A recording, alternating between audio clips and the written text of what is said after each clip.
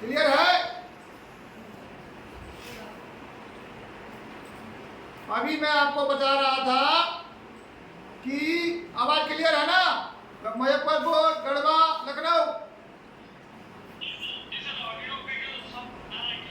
अच्छा, तो मैं अभी बता रहा था आपको कि फ्रंट लाइन में जो हमारा पार्टी होता है, सिक्योरिटी और सेफ्टी के उसके अधिकारी कर्मचारी होते हैं और वो सबसे आगे बढ़ के लीडिंग करते हैं आपदा के समय।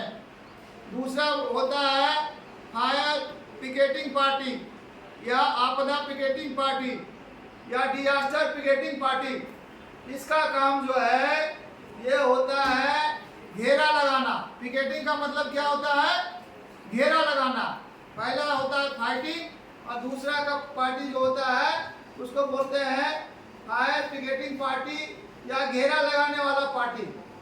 उसका काम होता है कि डिजास्टर जहाँ पे हुआ है, आपदा जो हुआ है, उसको घेरा लगाना और घेर के उसको जो है बाहरी लोगों के से दूसरे लोगों से उसको सुरक्षित रखना।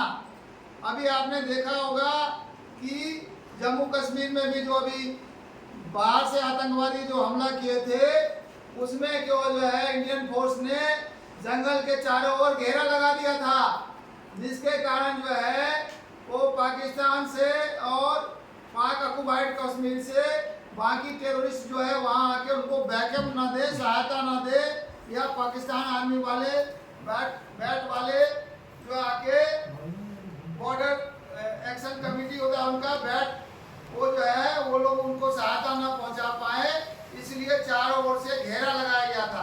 देखा था कि नहीं आप लोगों टीवी पे?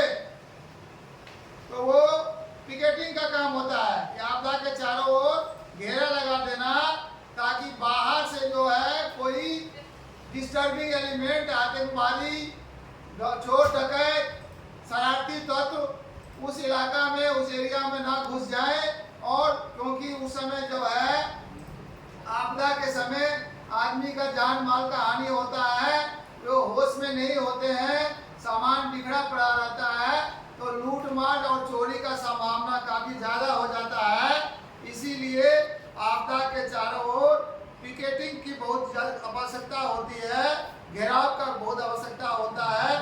तो ये दूसरी जो पार्टी होती है फायर पिकेटिंग पार्टी या आपदा पिकेटिंग पार्टी, ये चारों ओर जो है घेरा लगाती है। क्लियर है?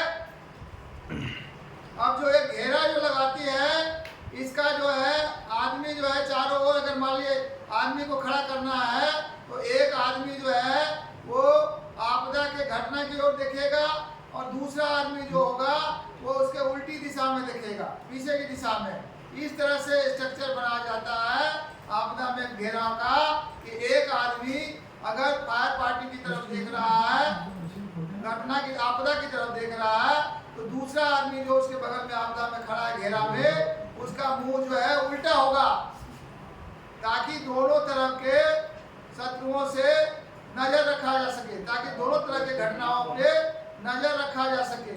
इसलिए आपदा में जो घेरा लगाया जाता है उसमें दो आदमियों का जो है स्ट्रक्चर उल्टा होता है ताकि दोनों तरह के घटनाओं पे कड़ी न। क्लियर है? तो ये हो गया दूसरा फायर पिकेटिंग पार्टी, और पहला हो गया आपको फायर फाइटिंग पार्टी, दूसरा हो गया पिकेटिंग पार्टी। तीसरा होता है फायर साल्वेज पार्टी। तीसरा क्या होता है? Fire salvage party. अब ये पिकेटिंग कर लिया तो बाहर से रीइंफोर्समेंट नहीं आ पाएगा, अंदर के आदमी सामान लेके बाहर नहीं भाग पाएंगे, उनको जो है हम लोगों ने कंट्रोल कर लिया। अब तीसरा होगा fire salvage party. Salvage party का काम होता है कि जो सामान अंदर में है, जो आदमी अंदर में है, उनके क्षति को बचाया जा सके।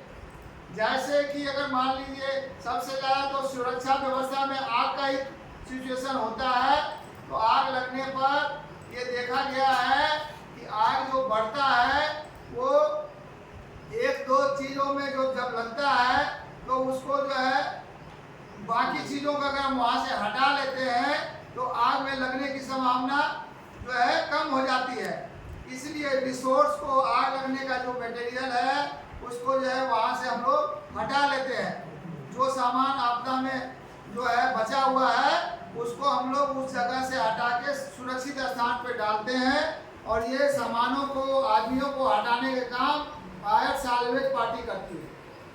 यानी इफेक्टेड डिफेक्टेड सामानों को, आदमियों को आपदा से के स्थान से अलग हटाना ताकि जो है जान माल का नुकसान कम से कम हो, ये काम फायर साल्वेज पार्टी करती है।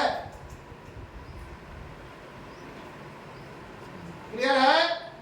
आरटीए लखनऊ, आरटीए गढ़वा और मुजफ्फरपुर, बताइए।